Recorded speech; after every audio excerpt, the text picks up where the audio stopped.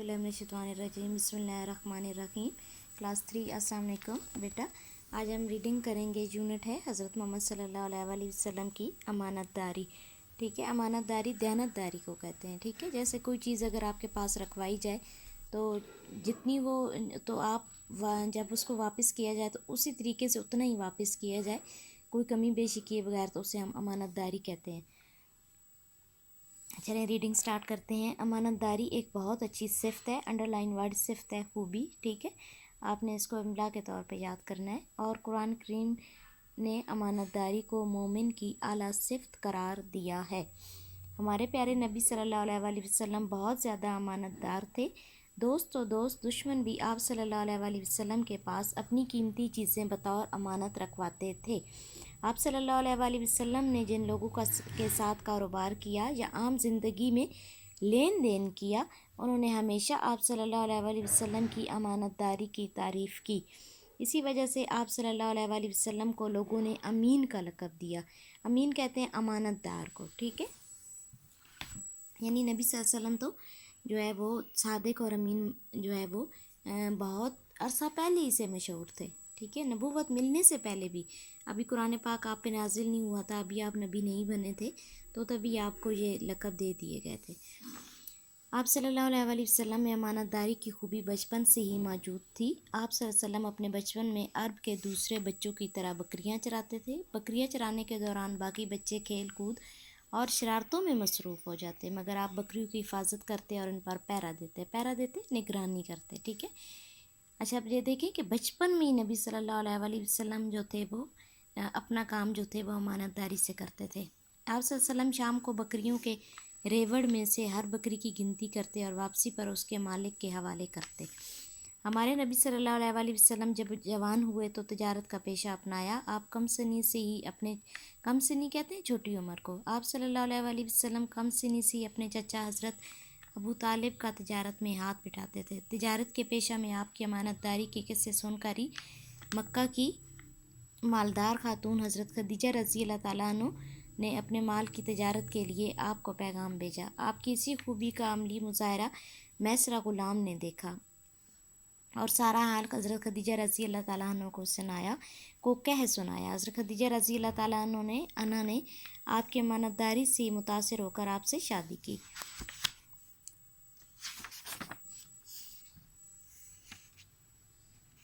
आप सल्लल्लाहु अलैहि वसल्लम के ऐलान नबुव्वत से पहले लोग आपकी अमानतदारी के मुतरफ़ थे और बाद में भी आप सल्लल्लाहु अलैहि वसल्लम के पास अपनी अमानतें रखवाते थे। कुफ़ार मक्का के मुज़ालिम से तंग आकर जब आप सल्लल्लाहु अलैहि वसल्लम ने मक्का से मदीना की तरफ हिजरत की, तब भी कुफ़ार मक्का की अमानतें आपके पास थीं।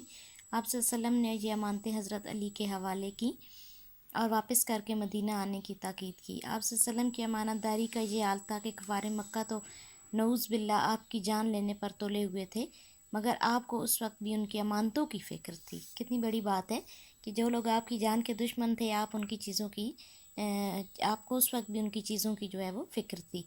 जंग खैबर में एक यहूदी का ग़ुलाम भाग कर आपके पास चला आया, आप सल्लल्लाहु अलैहि वसल्लम के पास चला आया और मुसलमान हो गया। वो अपने मालिक की बकरियां चराया करता था, चनाचे वो बकरियों का रेवड़ भी साथ ले आया। ग़ुलाम ने आप सल्लल्लाहु अलैहि वसल्लम से बकरियों के रेवड़ के बारे में दरियाफ़्त किया। उसी वक्त अभी जंग जारी थी, मगर आप सल्लल्लाहु अलैहि वसल्लम ने उसे अमानतदारी का दर्स दिया और कहा कि बकरियों मालिक की तरफ आँख दो ताकि ये अपने मालिक के पास चली जाएं। ग़ुलाम ने आप सल्लल्लाहु अलैहि वसल्लम के हुक्म की तामील अंडरलाइन आप करते जाएं। ठीक है, मुश्किल वर्ड्स मैंने किए हुए हैं।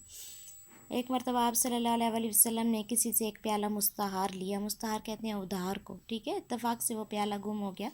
नबी पाक सल्लल्लाहु अलैहि वसल्लम ने प्याले के मालिक को उस प्याले की कीमत फ़ौरी तौर पर अदा कर दी।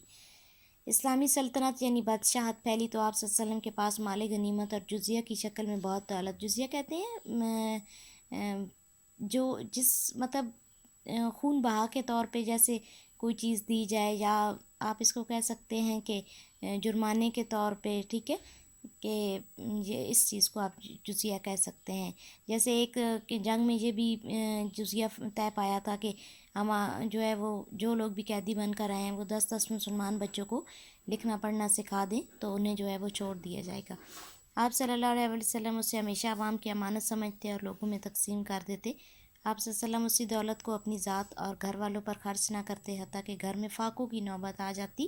فاقوں یعنی کھانے پینے کا کوئی سامان، کئی دن سے انسان کا جو ہے وہ بھوک کی حالت میں رہنا.